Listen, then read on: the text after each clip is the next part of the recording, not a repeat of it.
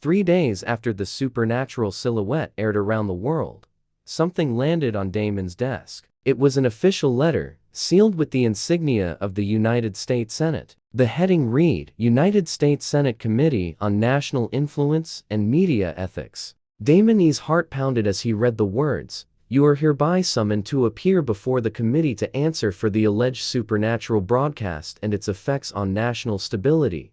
Maya, standing beside him, gasped, her hand flying to her mouth. "They're taking you to court?" Damon let out a slow, heavy breath. This was no longer just a debate about faith on a late-night show. This was war. The day before the hearing, Damon got a frantic call from an old friend, Ethan, his former co-host. Ethan, who had always mocked Damon's newfound faith, now sounded completely terrified. He insisted they meet in person, choosing a quiet, secluded park. When Damon arrived, Ethan was pacing, his face pale. "Damon, listen to me," he said, his voice barely a whisper. "Don't go to that hearing."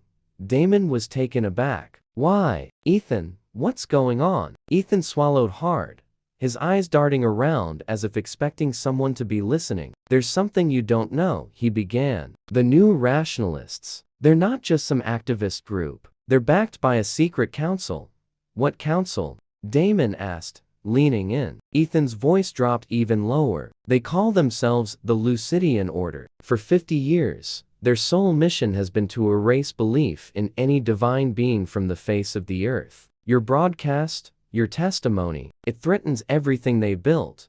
Damon's mind reeled. "And what does this have to do with the hearing?" he pressed. Ethan grabbed his arm, his eyes wide with fear. He whispered, "They won't let you leave that courtroom alive." That night, sleep offered Damon no peace. He found himself in a nightmare, standing alone in a vast, scorching desert. The heat was unbearable, blistering his skin. Howling winds whipped sand into his face. Suddenly, the ground beneath him cracked and split open, and a chasm of fire erupted before him. Demonic hands, skeletal and black, reached out from the flames, clawing at the edge, trying to pull him in. A sibilant voice hissed from the inferno, a sound that chilled him to the bone.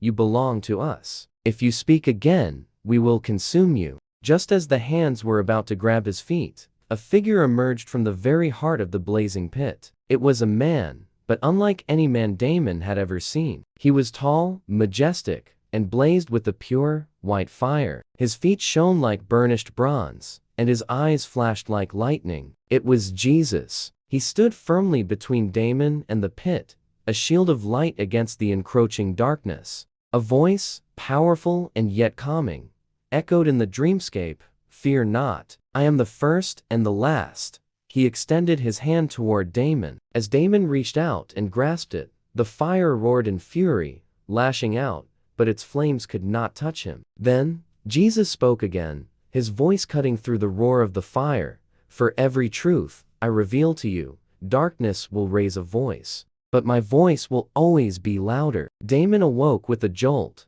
his body drenched in sweat, his heart still racing from the dream. But the terror was gone. In its place was a profound sense of empowerment, a clarity he hadn't felt before. He was no longer just fighting a Senate committee or a group of activists. He was on the front lines of a spiritual war. The fear had been replaced by a resolute calm. The threats were real, the danger was immense, but he was not alone. The dream wasn't a warning to stay silent. It was a promise of protection. He got out of bed, his decision made. He would go to the hearing. He would speak the truth, and he would not be afraid. Thanks for watching. If you're following Damon's journey, make sure to subscribe and hit the bell so you don't miss the next chapter. See you in the next video.